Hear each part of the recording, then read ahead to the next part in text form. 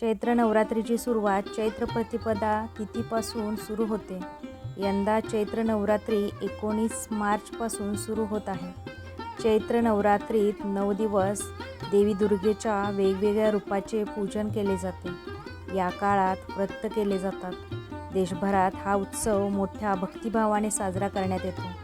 पाहूया चैत्र नवरात्रीत देवीचे व्रत, पूजन व घटस्थापना कशी केली जाते. हॅलो, नमस्कार, श्री स्वामी समर्थ. मी रेश्मा तुम्हा सगळ्यांचं रेश्माच्या दुनियादारीमध्ये पुन्हा एकदा स्वागत करते. वर्षभरात देवीच्या नवरात्रीचा महोत्सव हा 3 वेळा साजरा केला जातो. त्यापैकी एक म्हणजे चैत्र नवरात्री. ही नवरात्री चैत्र मास प्रतिपदेपासून सुरू होते. हिंदू धर्मात नवरात्र उत्सवाला अत्यंत महत्त्व आहे.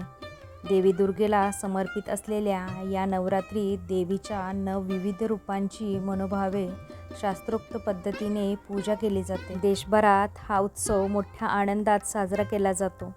काही ठिकाणी देवीचे घट देखील बसवले जातात. चैत्र नवरात्रीच्या पहिल्या दिवशी शुभमुहूर्तावर घटस्थापना केली जाते.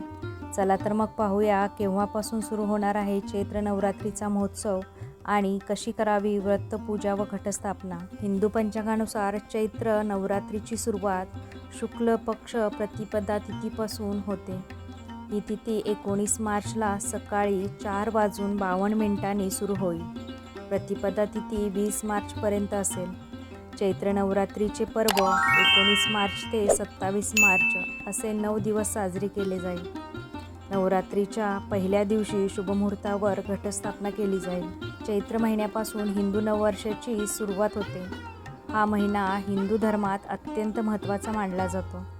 याच महिन्याच्या प्रतिपदेपासून चैत्र नवरात्रीच्या उत्सवाची सुरुवात होते. या काळात देवीचे 9 दिवसांचे व्रत करून तिच्या नवदुर्गा रूपाची पूजा केली जाते. तसेच नवरात्रीच्या पहिल्याच दिवशी शुभमुहूर्तावर घटस्थापना करण्यात येते. यंदाच्या चैत्र नवरात्रीचा शुभमुहूर्त सकाळी 6:52 प्रारंभ होईल ते सकाळी 8:08 असेल. अभिजित मुहूर्त दुपारी 12:22 प्रारंभ होईल ते दुपारी 1:11 असेल. चैत्र नवरात्रीच्या दिवशी सकाळी लवकर उठून स्नान झाल्यानंतर स्वच्छ वस्त्र परिधान करून आपल्या घरातील पूजेला बसावे. यावेळी पूजास्थळ स्वच्छ करून घ्यावे. अनेक जणांची घट बसवण्याची पद्धत वेगळी असते. तुम्ही तुमच्या पद्धतीप्रमाणे विधी करू शकता. परडी किंवा मातीच्या कलशात तुम्ही घटस्थापना करावी. एक परडी आणून त्यात माती टाकावी व त्या मातीत 7 प्रकारचे धान्य पेरावे. मग मातीत कलशाची स्थापना करावी.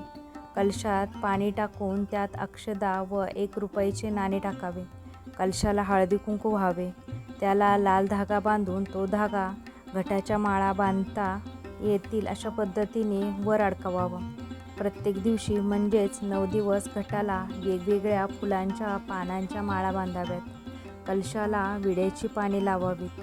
धूप, दीप, अगरबत्ती लावावी व नैवेद्य दाखवून घटस्थापना करावी.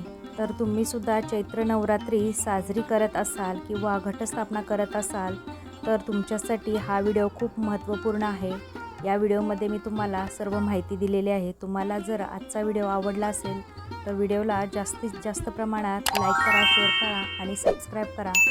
पुन्हा भेटूया आपण उद्याच्या नवीन व्हिडिओसोबत. तोपर्यंत सगळ्यांना श्री स्वामी समर्थ. जय जय स्वामी समर्थ.